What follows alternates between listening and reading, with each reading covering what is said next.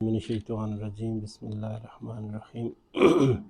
Rabbi इश्रह ली सदरी वयस्सिर ली अमरी वहलुल उक़दतम मिन लिसानी यफ़क़हू क़ौली सदक़ल्लाहुल अज़ीम। या अय्युहल्लज़ीना आमनुत्तक़ुल्लाह वज़रू मा बक़िया मिनर रिबा इन कुन्तुम मुमिनीन सदक़ल्लाहुल अज़ीम।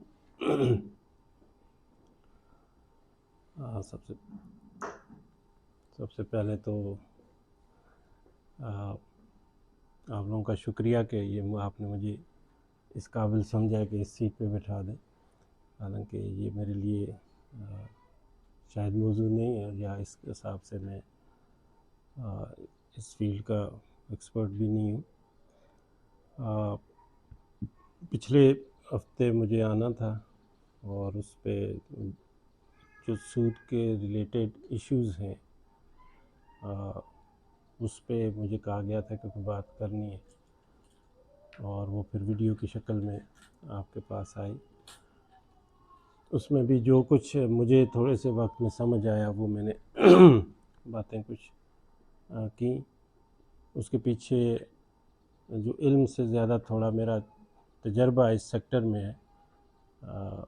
उसका अमल दखल है और कुछ ऐसे लोगों से जो मिलना है या उस सिस्टम में थोड़ा काम करके जो कुछ नज़र आया उस हवाले से, या फिर कुछ मैंने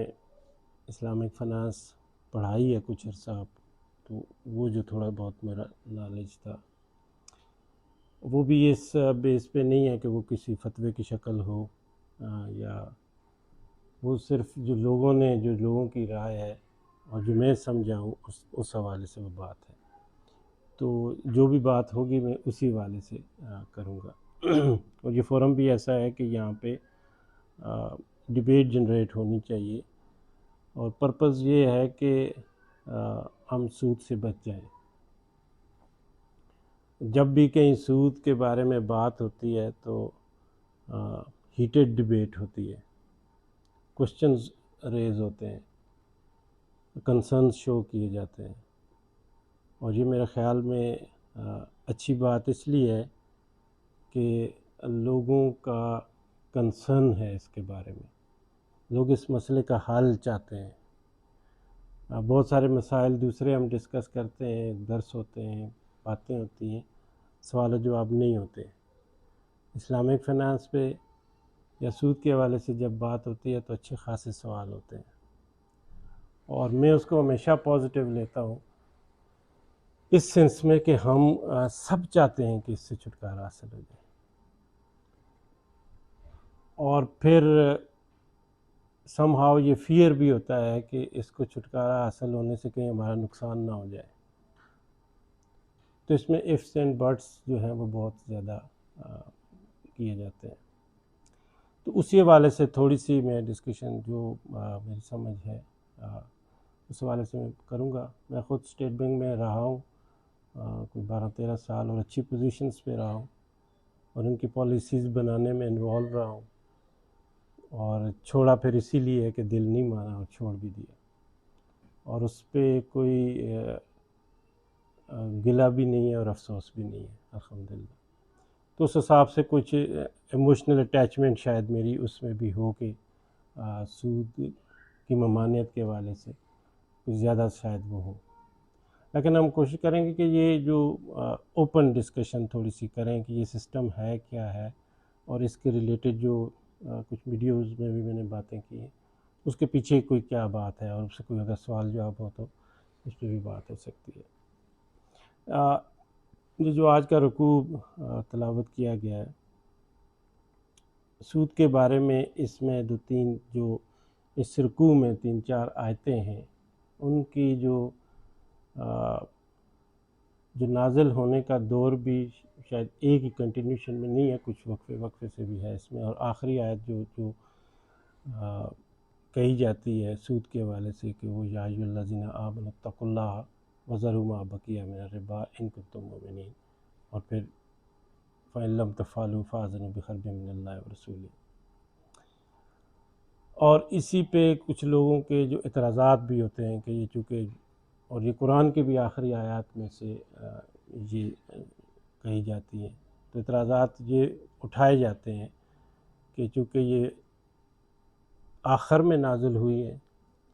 तो इसलिए शायद हुज़ूर सल्लल्लाहु अलैहि वसल्लम जो है वो सूद का सही मफ़हूम बयान नहीं कर पा रहे, और इस हिसाब से डिफरेंट कोटेशन भी अकॉर्ड की जाती हैं। इसके अलावा भी 4-5 मेजर आर्गूमेंट्स हैं जो सूद की ममानियत के ख़िलाफ़ किए जाते हैं। कि एक तो ये एतराज़ किया जाता है कि ये जो सूद है इसको सही तरीके से बयान नहीं किया गया या समझाया नहीं जा सका, और हुज़ूर सल्लल्लाहु अलैहि वसल्लम दुनिया से चले गए। तो एक ये डिस्कशन है कि जो सूद है उसका असल मतलब क्या है, उसकी तारीफ़ क्या है, वो कौन सा सूद है, और आजकल का जो सूद है वो उसकी डेफिनेशन एग्जैक्ट क्या है। तो एक तो ये आर्गूमेंट बड़े हाई लेवल पे, और ये आर्गूमेंट तो मार्केट में प्रिवेल कर रहा है कॉमन आदमी के इसमें भी, लेकिन इसका जवाब जो है वो प्रिवेल नहीं कर रहा। दूसरा आर्गूमेंट ये किया जाता है कि जो सूद है जो मना किया गया है, हराम किया गया है, वो सूद है जिसको यूजरी कहते हैं, जो एग्ज़ॉर्बिटेंट रेट है। और जो नॉर्मल जो है वो सूद है, जो नॉर्मल रेट है उसका, मतलब अगर किसी की बहुत ज़्यादा हाई नहीं है और मार्केट में जो प्रिवेल कर रहा है वो ममानियत उसकी नहीं है, बल्कि उसकी है जो अगर बहुत ज़्यादा आप चार्ज करें तो कंपाउंड उसको रेफ़र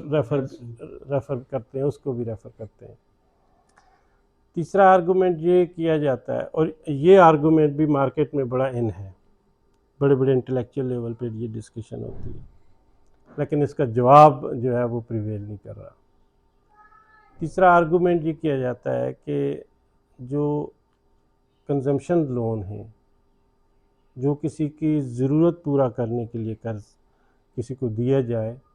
उस पर अगर कोई चार्ज किया जाए तो वो तो बनता है कि वो जुल्म के ज़ुमरे में आएगा, जो इस आयत के आखिर में रुकू के भी है ना, कि ना तुम पे जुल्म किया जाए और ना तुम जुल्म करो किसी पे। तो अगर उस पर कोई चार्ज किया जाए, किसी की ज़रूरत हो, वो किसी घर के ख़र्चे के लिए या किसी और ज़रूरत को पूरा करने के लिए कर्ज़ ले, उस पर सूद लिया जाए, तो वो तो हराम में के ज़ुमरे में आता है, समझ आती है। लेकिन जो प्रोडक्शन लोन है या जो कमर्शियल लोन है, जो कोई बिज़नेस के लिए करता है, तो वो वाला सूद नहीं है। ये तीसरा आर्गूमेंट किया जाता है। चौथा आर्गूमेंट किया जाता है कि